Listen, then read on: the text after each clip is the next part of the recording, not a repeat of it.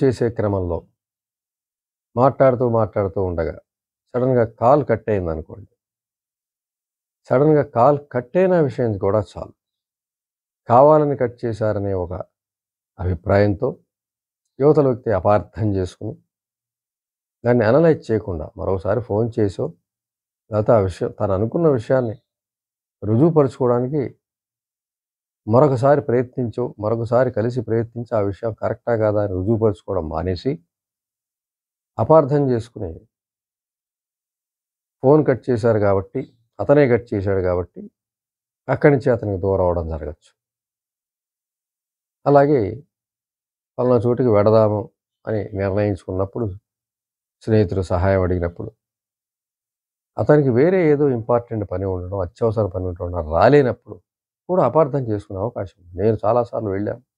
నాకు అవసరమైనప్పుడు రాలేదు అని అపార్థం చేసుకునే అవకాశం ఉంది. వివిధ సన్నివేశాలు, వివిధ సందర్భాల్లో అది ఆర్థిక పరిస్థితి కావచ్చు, మనసుకి సంబంధించి కావచ్చు, ఏది ఏమైనప్పుడు కూడా ఒక సహాయము, ఒక సన్నివేశంలో, ఒక సంఘటనలో అపార్థానికి చోటు దొరికితే మాత్రం అక్కడ జీవితాలు కొద్దిగా ఇబ్బంది పడే అవకాశం ఉంది. అంచేత ఇక్కడ అర్థం చేసుకున్నంత వరకు సమస్య లేదు. సాఫీగా కొనసాగుతుంది. స్నేహం గాని, బంధుత్వం గాని, ప్రేమ గాని ఏదైనా సరే. అపార్థం వచ్చినప్పుడే జాగ్రత్తగా ఉండాలి. ఎవరు జాగ్రత్తగా ఉండాలంటే ఇద్దరు జాగ్రత్తగా ఉండాలి. ఓ ఇద్దరు స్నేహితుల మధ్య ఒక అపార్థం వచ్చింది. అందులో మొదటి స్నేహితుడికి తెలుసు. నా గురించిన అభిప్రాయాన్ని అతను ఇంకో స్నేహితుడి దగ్గర వ్యక్తపరిచాడు. అలా చెప్పాల్సిన పని లేదనో, అలా తప్పు చెప్పాడనో ఒక కినుక వహించి, కోపం వహించి సడెన్‌గా ఆ వ్యక్తి మాట్లాడడం మానేయొచ్చు. లేదా దూరం పెట్టొచ్చు. పొడి పొడిగా మాట్లాడొచ్చు. యువతల వ్యక్తికి అర్థం కాదు. ఎందుకిలా చేశాడు అని. అవతల వ్యక్తి అపార్థం చేసుకున్నాడు అన్న విషయం యువతల వ్యక్తికి తెలిసే అవకాశం తక్కువ. తను ఎక్కడ ఏం మాట్లాడా, ఏం జరిగిందో ఇతనికి అర్థం కాదు. అతనికి అపార్థం చేసుకున్న వ్యక్తి కొద్ది కాలం సుఖంగా ఉన్నప్పటికి కూడా తర్వాత అతను కూడా బాధపడే అవకాశం ఉంది. ముందు యువతల వ్యక్తి అర్థం కాని వ్యక్తి మరింత బాధపడే అవకాశం ఉంది. ఏమన్నాను, ఏం జరిగింది, ఏం తెలియట్లేదు అని ఇంకొక స్నేహితుడి దగ్గర వాపోవడం. ఆ స్నేహితుడు ఈ స్నేహితుడి దగ్గరికి వచ్చి అడగటం. అసలు ఏమీ చెప్పకుండా ఆ విషయం ఎత్తొద్దని చెప్పడం. మళ్ళీ ఆ విషయం తీసుకొచ్చి ఇతని దగ్గర చెప్పడం. ఆ విధంగా దూరం అయ్యే పరిస్థితి ఉంది. అలాంటి అపార్థాల వల్ల స్నేహం, బంధుత్వం అంతవరకున్న బంధం కూడా చెడిపోయే అవకాశం. అక్కడ కారణం ఏముండదు. సరైన కారణం. సరైన కారణం లేకుండానే అత్యంత ముఖ్యమైన స్నేహాలు, బంధుత్వాలు తొలగిపోయే అవకాశం ఉంది. తగ్గిపోయే అవకాశం ఉంది. దూరం అయిపోయే అవకాశం ఉంది. చేత అపార్థము, అర్థము మధ్య వ్యత్యాసాన్ని మనం ఖచ్చితంగా అందరూ గుర్తించాలి. చాలా గొప్ప స్నేహము, గొప్ప బంధుత్వము, గొప్ప ఇరుగు పొరుగు మధ్య సఖ్యతో కొనసాగుతూ ఉన్నప్పుడు, ఏదైనా ఒకటి జరిగినప్పుడు సన్నివేశం గానీ, ఎవరి దగ్గర నుంచైనా విన్నప్పుడు ఖచ్చితంగా దానికోసం ప్రయత్నం చేయాలి. అది కరెక్టా కాదా? అలా అంటాడా లేదా? ఇంతకాలం తిరిగి నువ్వు గ్రహించింది ఏమిటి మరి? మనస్తత్వం. ఆ మనస్తత్వం గురించి ఒకసారి తరచి వెళ్ళాలి కదా! అలా అంటాడా? అలా అనే పరిస్థితి ఉందా? అతనికి నాకు ముందేమైనా విరోధం ఉందా? కార్పణ్యాలు ఉన్నాయా? అసూయాద్వేషాలున్నాయా? ఇవన్నీ కూడా ఒక్కసారి ఆలోచిస్తే సమాధానం బయటపడుతుంది. ఏ కారణం కనిపించదు. అలా ఏ కారణం కనిపించదు అనే విషయం తెలుసుకున్నప్పుడు ప్రత్యక్షంగా ఒకసారి రంగంలోకి దిగి ఆ స్నేహితుడి దగ్గరికి వెళ్ళి ఆ విషయానికి సంబంధించిన అబ్జర్వేషన్ చేయాలి. డైరెక్ట్‌గా నువ్విలా అన్నావా అనడం కన్నా కూడా నిజంగానే దురుద్దేశంతో అన్నాడా అనే విషయాన్ని గమనిస్తే అక్కడ ఏ దురుద్దేశం ఉండదు. మాట్లాడుకుంటూ ఉన్నప్పుడు ఏమైనా సహజంగా కొన్ని మాటలొస్తాయి. వాటికంత ప్రాముఖ్యత లేదు. ఆ విషయాన్ని ప్రాముఖ్యత వహిస్తే మాత్రం, తీసుకుంటే మాత్రం అనవసరమైన ప్రాముఖ్యత పెరిగి అనవసరమైన దూరం. ఏంట్రా మీ ఇద్దరి మధ్య ఉన్న సఖ్యత చెడిపోవడానికి కారణం ఏమిటంటే ఇద్దరూ చెప్పలేని పరిస్థితి. ఇది కారణం అని చెప్పలేని పరిస్థితి. అదే అపార్థం అంటే. అంచేత మనం ఏదైనా అపార్థం జరిగినప్పుడు, అవతల వ్యక్తి ఏదైనా అన్నాడని మనకు అనిపించినప్పుడు, మన ప్రాముఖ్యత అతను తగ్గిచ్చేశాడు, మనకేదైనా మనని తీసిపారేశాడు, లేదంటే మన ఇంపార్టెన్స్‌ని తీసేశాడు అని అనిపించినప్పుడు దాన్ని తేల్చుకోవాలి. అంతకుముందు మొదటి రోజు నుంచి ఆలోచించాలి. తొలి రోజు నుంచి ఏ ఏ సంఘటనలు జరిగాయి ఇద్దరి మధ్య? ఇటువంటివి ఎప్పుడన్నా జరిగాయా? వ్యక్తి ఎటువంటి వాడు? అవతల వ్యక్తి మంచివాడా? చెడ్డవాడా? అటువంటి బుద్ధులు ఉన్నటువంటి వాడా? మన స్నేహంలో ఏదైనా మనని ఇబ్బంది పెట్టాడా? ఈ రకమైనవి ఆలోచించుకు వెళ్ళినట్లయితే కొంత అపార్థం తొలగే అవకాశం ఉంటుంది ఇండివిడ్యువల్‌గా. తర్వాత ఆ వ్యక్తి దగ్గరికి వెళ్ళి కొంతకాలం గమనించాలి. ఆ వ్యక్తి అలా అనుంటాడా? ఏ ఉద్దేశంతో అన్నాడు? మన పట్ల ఏమన్నా చులకన భావంతో అన్నాడా?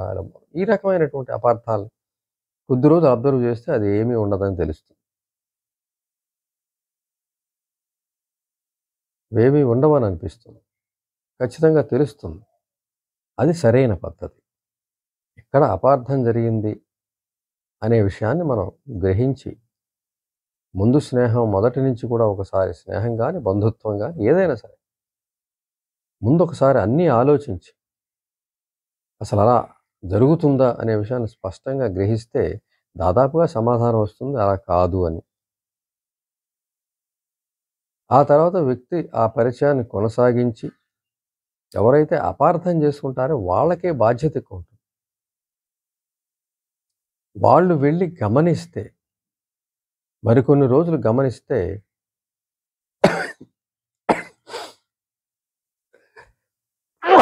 సారీ, అది అపార్థం అనే విషయం స్పష్టం అవుతుంది. అపార్థం అనే విషయాన్ని స్పష్టం అవుతుంది. అక్కడి నుంచి నిష్కల్మషంగా స్నేహాన్ని కానీ, బంధుత్వాన్ని కొనసాగించవచ్చు.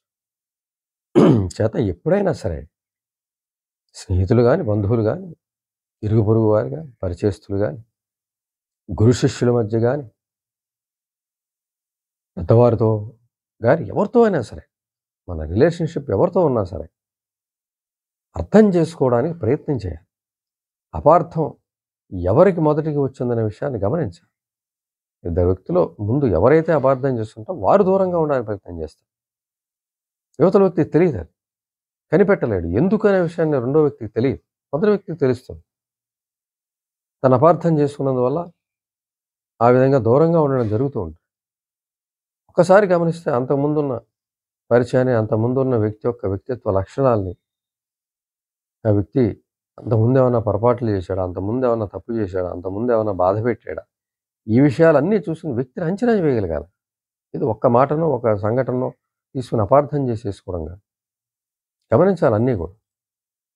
అన్నీ గమనించి ఎవరికి బాధ్యత ఎక్కువ ఉందంటే అపార్థం చేసుకున్న వ్యక్తికే బాధ్యత ఎక్కువ ఉంది. యువతల వ్యక్తికి తెలియదు, నువ్వు అపార్థం చేస్తున్న విషయం కూడా తెలియదు. సాధారణంగానే ఉంటాడు. కొన్ని రోజుల పాటు కూడా తెలియకపోవచ్చు. నువ్వేదో పనిలో ఉండి రావట్లేదు, నువ్వేదో పనిలో ఉండి ఫోన్ చేయట్లేదు, ఈ విధమైన భావంలోనే ఉంటాడు. ఎప్పటికో కానీ అర్థం కాదు ఆ విషయం అతనికి. ఒకవేళ అర్థం కాకపోవచ్చు కూడా. కాబట్టి అటువంటి సందర్భాల్లో అత్యంత ప్రముఖమైనటువంటి, మనకి చాలా కావలసినటువంటి స్నేహాలు పోయే అవకాశం ఉంది, బంధుత్వాలు పోయే అవకాశం ఉంది.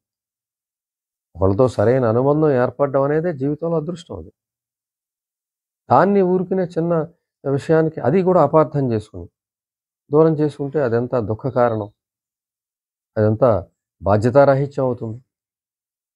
చేత ఎప్పుడైనా సరే అలాంటి అపార్థం చేసుకున్నటువంటి వ్యక్తికి బాధ్యత ఉంటుంది.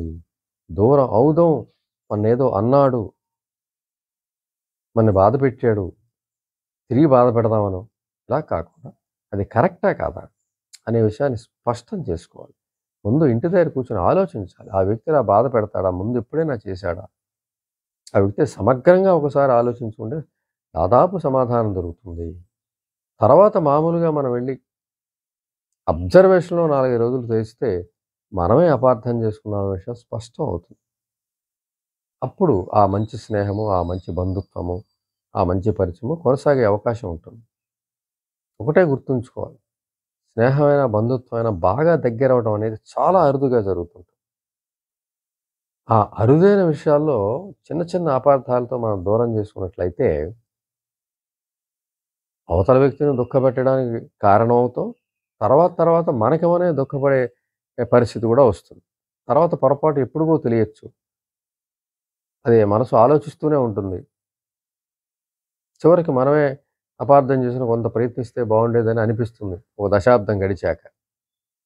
అప్పటికి కలిసే అవకాశం ఉండదు. ఆ కోల్పోయిన బాధ జీవితకాలం కొనసాగే అవకాశం ఉంటుంది. అంచేత ఎప్పుడు కూడా అపార్థం అనేది చేసుకున్న వ్యక్తి బాధ్యత తీసుకొని, దాన్ని ముందు అనలైజ్ చేసుకొని, తర్వాత వ్యక్తిని కలిసి దాన్ని రుజువు చేసుకొని, స్నేహాన్ని కొనసాగించినట్లయితే అది మంచి వ్యక్తిత్వ లక్షణంగా చెప్పుకోవచ్చు.